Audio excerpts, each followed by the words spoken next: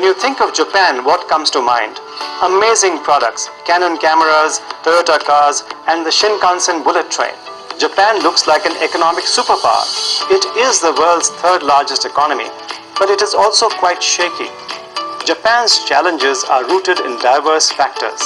In this course, we will examine how the social, political, economic, and institutional factors mold a country's environment. We will catch glimpses of other countries as well. For example, South Korea, so close to Japan and yet so different. And Turkey, and Singapore, and Chile, each with its own peculiar factors that define the rules of the game for companies operating there. We will learn how the special aspects of country environments create opportunities and challenges for companies. We will examine strategies that companies are using today to enter vast, untapped rural markets in countries like India. We will look at how the global rules of the game managed by international organizations like the WTO affect business and impact human welfare. These rules are dramatically affected by powerful stakeholders like labor, farmers, and the military. My name is Sushil Vachani. I love teaching this course on the international business environment and global strategy, which I have taught many times to executives at Boston University, where I was a professor before taking over as director of IIM Bangalore. I have also taught it to senior government officials in China and to international audiences in Japan. Do join me on this exciting trip around the world for fascinating glimpses of what shapes the international business environment and how this affects global strategy.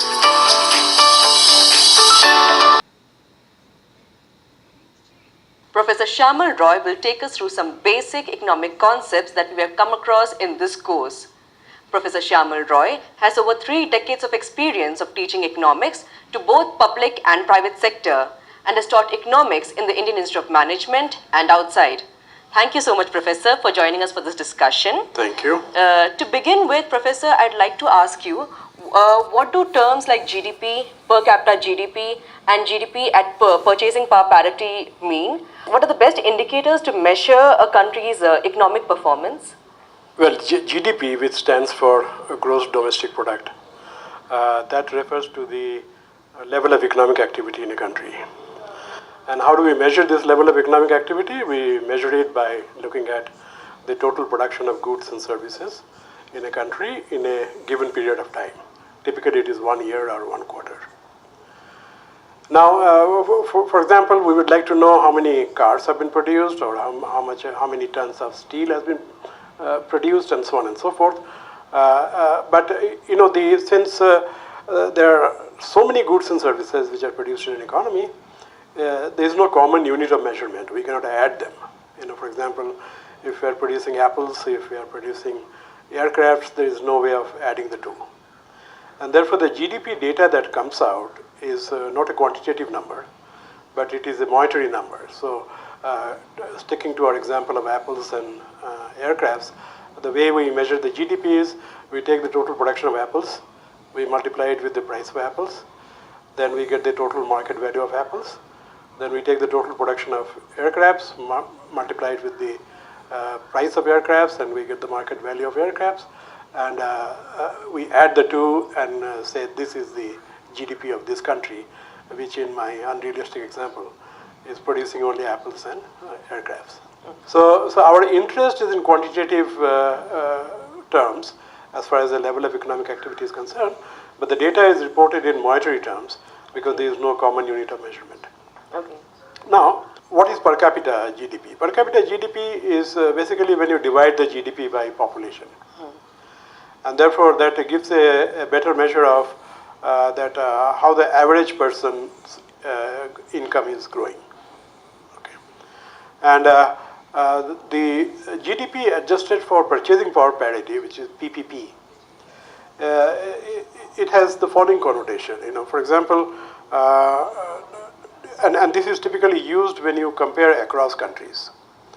Now, for example, the way it is done is that you have GDP in your own currency, and you know the exchange rate between your currency and the dollar. So you convert your currency's GDP expressed in your currency into dollars, and you do the same for all the 189 or odd countries. and you compare the GDP in dollar across countries. Now the problem in that arises is that $1 in my country can buy more perhaps than $1 in some other country. And therefore, though I am having $1 and some other country is having more than $1, that does not mean that I am worse off compared to the other country. So we adjust it according to what that currency can buy. And so that is the significance of the name purchasing power parity. That is, what is the purchasing power of this dollar in one country versus the other country. And when we adjust it, then we produce another series of GDP data which is adjusted for purchasing power parity. Okay. Okay? Yeah. Now, which one is the best measure? I will say that purchasing power parity per capita is probably the best measure of the standard of living of the people. Professor, in the first and the second week of our course, we also came across terms like deficits, inflation, and foreign exchange. Professor, what do these terms mean, and what is the relationship among them? Let's start with the deficit. Okay. Deficit in very simple English means somebody is borrowing. He is not able to meet his expenditure with his income, and therefore he is borrowing. Now, what is the meaning of this borrowing? He is tapping somebody's savings. Okay. He is tapping somebody's savings. And these all the three terms that you introduced are interconnected. So I am starting with the deficit. So deficit means that somebody is borrowing money, and typically it is the government that we talk about. Private sector also borrows a lot, but here our reference is to the government. The government is borrowing a lot of money, and so the government is tapping somebody's savings. Now the government can tap the domestic savings, and the government can tap the foreign savings. Now suppose the government is borrowing from the domestic market, which is tapping domestic savings, but there is not enough scope for borrowing, or it is causing problems to the others who are not having access to these savings. Then typically what happens is the government borrows from abroad. Okay. When the government borrows from abroad, then the demand for foreign exchange exceeds the supply of foreign exchange. So your own currency tends to depreciate. So there is a relationship between the deficit and the exchange rate. Okay? And similarly, when the exchange rate depreciates, then what happens is that the price of imports relative to the domestically produced goods and services, they go up. Okay?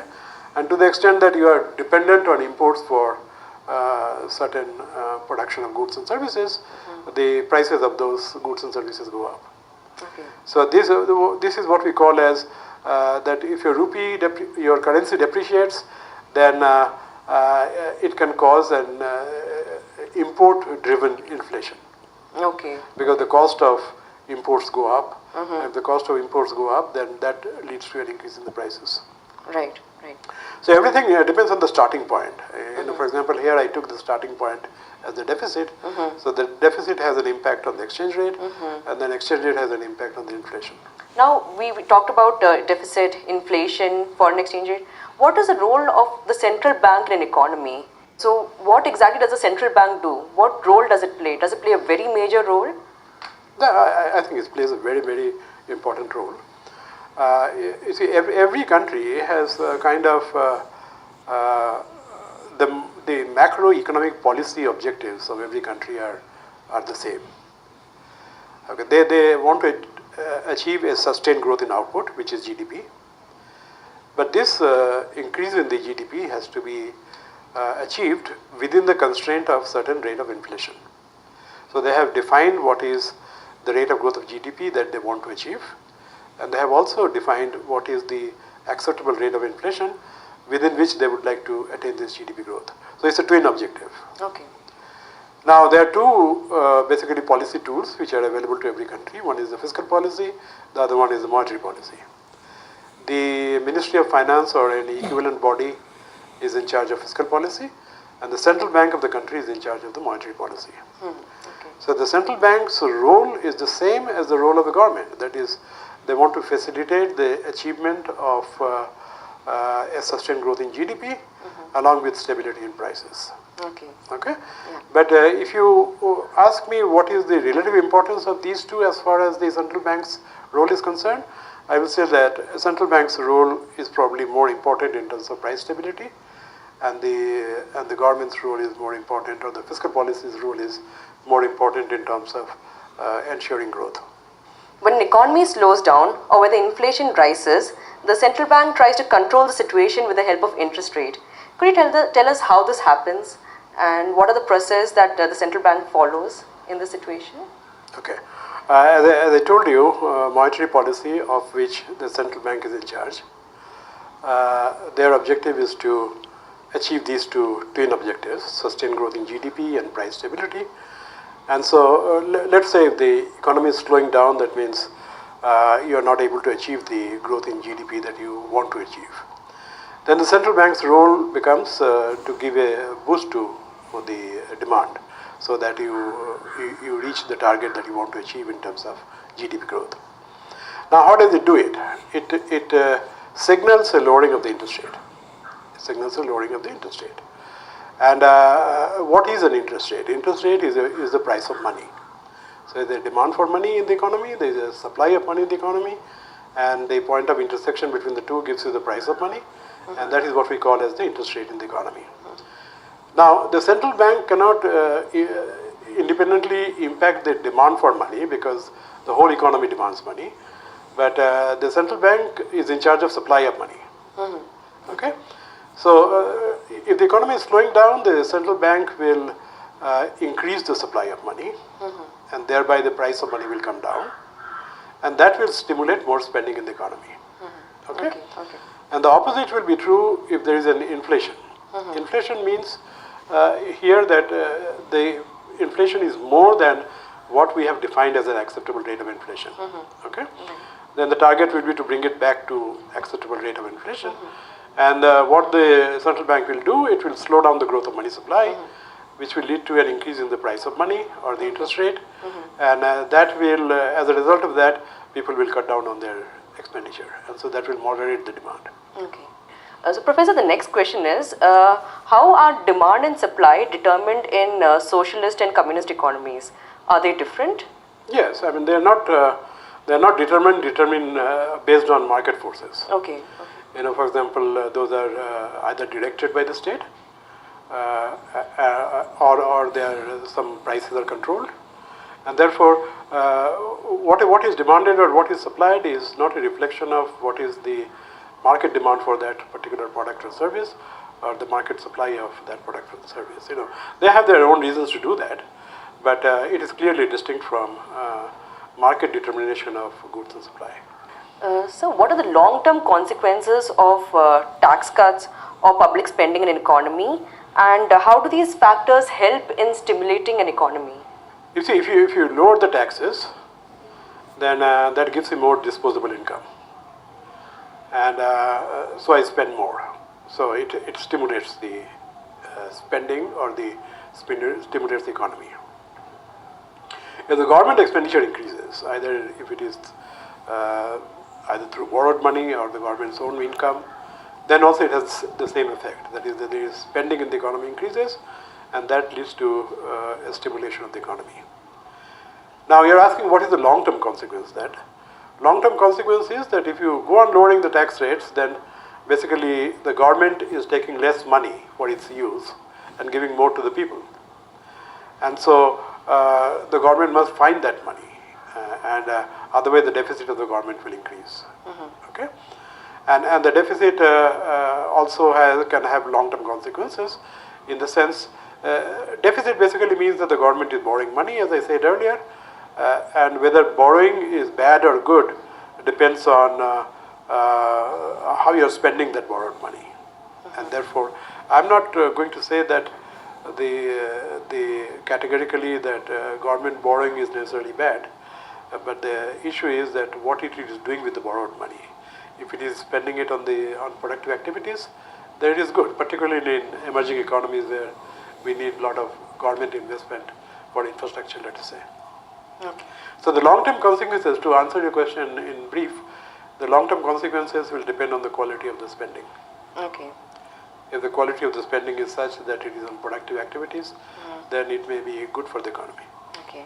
So, Professor, in the first week of our course, we looked at how Prime Minister Shinzo Abe introduced an economic stimulus package to combat deflation effectively, and he introduced for a quantitative easing program. Professor, what is deflation, and what does a quantitative easing program entail? You see, for example, let us say the Japanese economy thinks that it is capable of achieving 4% growth of the economy. Now, let's say the actual growth is 2%. We call it a slowdown. Okay, so let's define slowdown then. The slowdown is when the actual growth is below the capacity of the economy to grow. In my example, the capacity we took as 4%, but the actual growth was 2%. So we will say, if we want to use jargon, we will say that Japanese economy is going through a slowdown. Okay. But the important thing to note here is that though it is slowdown, the growth is positive. So it is 2%. 2% is a positive number. But suppose the growth is minus 1%. Then also it is a slowdown because you are not able, it is below what you are capable of achieving, which we have defined as 4%. But when the growth becomes negative, that is when we call it a recession. Okay? So recession is when the actual growth is below your capacity output, but the growth is negative for at least 2 quarters in a row. Okay? Similarly, inflation always refers to a rise in prices. So when you read in the papers that the inflation rate is coming down, what that means is that if earlier it was 4%, now it is 3% or 2%. But the rise component has to be there. Okay? If the rise component is not there, then we will call it deflation. Okay. So deflation is negative inflation. Okay. And coming back to the quantitative easing then, Yes. I'll have to give you a little bit of background here. You see, the central bank, the way it is reported in the papers, that the central bank has increased the interest rate or lowered the interest rate. But actually, a central bank does not increase or decrease the interest rate. It gives a signal. Okay. Okay, so let me put it this way. Suppose the central bank has said that I'm lowering the interest rate from 5% to 4%. What it is basically saying is that is not the market rate. What it is saying is that it is saying the banks and other financial institutions that if you want to borrow from me, then you can borrow it now at a cheaper rate. Okay. Okay? And the importance of this announcement is that, by implication, it is suggested that if you borrow from me at a cheaper rate, you will pass it on to your customers by charging them a lower rate. So what the central bank announces, it has the potential of getting translated into the market rate, and that is why it is viewed so importantly. But it is actually called policy rate. What the central bank announces is called the policy rate, and what is seen in the market is called the market rate. Okay? Now, read the lines. The central bank is saying, when it reduces the policy rate, that if you want to borrow from me, you can borrow at a lower rate. But in a situation of poor economic activity or slowdown, nobody is interested in borrowing. Okay? And so if people don't want to borrow, then there is nothing that the central bank can do. Because the central bank can bring the interest rate down close to zero, which happened in the US and in the Eurozone, and which definitely happened in Japan. But the level of economic activity was so low that still people were not interested in borrowing money at that rate. And then comes quantitative easing. Quantitative easing basically says that I have lowered the policy rate, and I have said that if you want to borrow, you can borrow at a zero rate of interest, but still you are not interested in borrowing. So what I will do is I'll put money in your balance sheet. Okay? And once the money comes to your balance sheet, then you will have to spend it somewhere. And how does the central bank put the money in the balance sheet? It starts buying government securities or other type of securities from the banks and starts putting money in state. Okay? Now here the idea is that still the banks may not want to lend money. They will have to lend money because if they have been given extra reserves or extra money, and if they don't deploy it, then they will have to pay an interest on that money. And so they will have to lend it. But many of these banks, both in the US and also in the Japan, they decided to lend it back to the central bank. Right. Because there were no takers of that money within the economy. And some of them invested that into risky assets like stock market and property market and so on and so forth. And therefore, as a last resort, what the Japanese economy has done is they have announced a policy rate which is negative. That means if you want to lend it to central bank, because the idea is that don't lend it to central bank, you lend it to the commercial sector of the economy. But if you want to lend it to the central bank instead, then you will have to pay some money. Okay. So that is the significance of the negative interest rate. Right, right. That you will have to pay some money, and that may dissuade them from lending it to the central bank, and they may now start lending it to the commercial sector, and that may give a boost to the economy. Right. So the quantitative easing is basically I'm just pumping money into the balance sheet of the banks and other financial institutions, so that they now start lending it. Okay. So thank you so much, Professor, for sharing such valuable inputs. And I hope, learners, that you have learned a lot and you've gained a lot from this discussion session. Thank you so much for joining us. Thank you for having me. Thank you. Thank you, sir.